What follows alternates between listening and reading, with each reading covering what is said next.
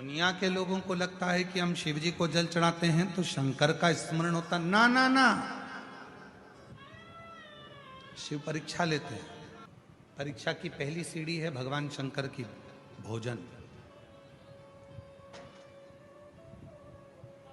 परीक्षा की पहली सीढ़ी है भगवान शंकर की भोजन। ध्यान रखना इस बात के लिए। कहने वालों ने ऐसे नहीं कह दिया कि भूखे को भोजन और प्यासे को पानी और जय बाबा बर्फानी। रुद्राक्ष महोत्सव सीहोर में होता है। दूर दूर से लोग आते हैं।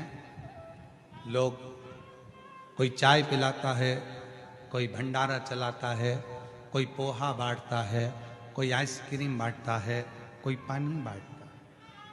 अभी भुसावल में कथा चल रही है। मां ताप्ती के तट पर भुसावल की पवित्र भूमि पर यह पवित्र कथा महाराष्ट्र की पवित्र धरा पर चल रही है। आज कथा का दूसरा दिवस है। हम रास्ते में से आते आते देख रहे थे कोई पानी की बोतल बांट रहा है, कोई पानी का पाउच बांट रहा है, कोई टंके में पानी भर लिया गिलास से पानी पिला रहा है। उनको देखकर हमें लग रहा था शंकर भगवान की कथा बार बार कहती है कि शिव जी से स्वयं मां जगत जननी माता सती ने भगवान शंकर से प्रश्न किया था, भोले बाबा आप जब संसार के लोगों से प्रेम करते हो, संसार के लोगों से स्नेह करते हो, जब संसार के लोगों को आप देना प्रारंभ करते हो, उससे पहले आप संसार के लोगों की परीक्षा लेते हो? शिव जी ने कहा हाँ। तो वो परीक्षा कौन सी होती है?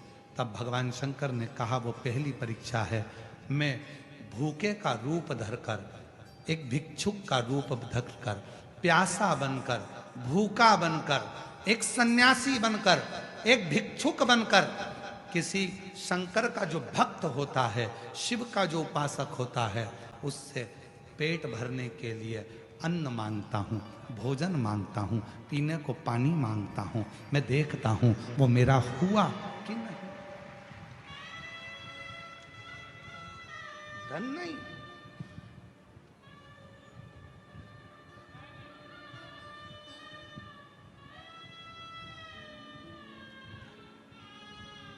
श्रेष्ठ सन्यासी, सच्चा संत, सच्चा सन्यासी, सच्चा साधक, सच्चा शंकर का उपासक आपके दरवाजे पर अगर भिक्षा मांगने के लिए आएगा तो धन नहीं मांगेगा कटोरे में, धन लेगा ही नहीं।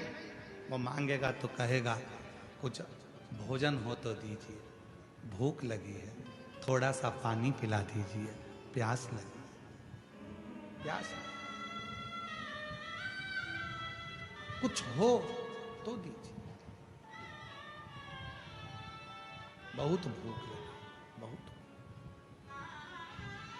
मेरी जीजियों, मेरे जीजाओं, मेरी बेटियों, बेटाओं, मेरे बुजुर्ग माँ बाप, याद रखना आप यहाँ पर कोई टॉफी लेकर आते हो, 10 लोग 20 लोगों को टॉफी देते हो, किसी को बिस्कुट खिलाते हो, किसी को पानी पिलाते हो, घर से पानी की बोतल लेकर आते हो, एक पड़ोसी को दे देते हो, थोड़ा थोड़ा पी लो साहब, पानी लाया। घर से मिर्ची का ठेसा रोटी बना कर ले आते हो, 2 रोटी पास वाले को पकड़ा देते हो, खाओ साहब, मुंह झूठा कर। ये दुनिया के लोगों को सरल लगेगा कि सीहोर वाले महाराज की कथा में क्या होता है। लोग भोजन बांटते हैं, लोग पानी बांटते हैं, लोग टॉफी बांटते हैं, लोग बिस्कुट बांटते हैं।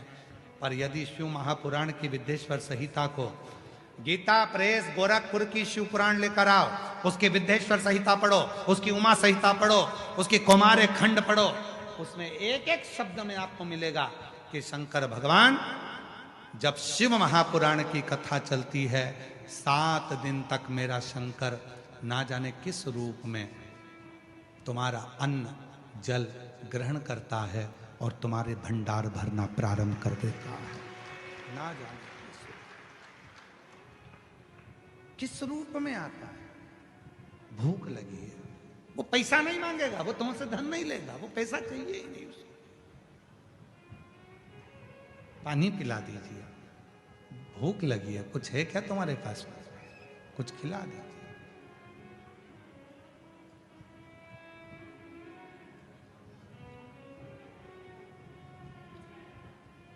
अभी हम लोग जब सीहोर से यहाँ आ रहे थे भुसावल के लिए, तो बीच में एक रास्ते पर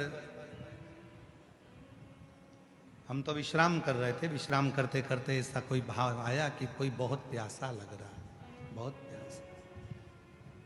जंगल था, बड़े बड़े वृक्ष थे, आड़ा टेढ़ा मोड़ था, पहाड़ी थी। कुछ नर्मदा परिक्रमा के 3 पुरुष 1 महिला चले जा रही थी। दोपहर ही थी, बहुत धूप पड़ रही थी।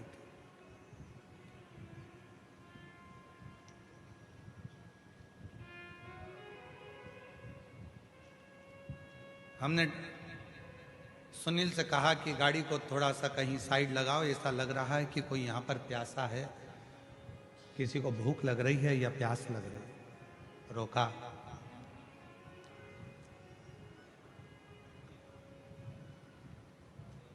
कोई महिला भी थी, 3 पुरुष भी थे, और उतरते से हमने पानी का बोतल उनको दिया, तो वो माता की आंख से आंसू झलक कर कहा, हमारे टंगल में 2 घंटे से पानी नहीं है और हम चल चल कर प्यासे हो गए। तब हमने भगवान भोलेनाथ से, माई नर्मदा से प्रार्थना करी कि कोई पानी मिल जाए, और ये पानी की बोतल मिली। हमने कहा, माँ, भगवान धन की भाषा नहीं समझता, पर भगवान दिल की भाषा समझता है। जब कोई भक्त पुकारता है तो शिव किसी भक्त को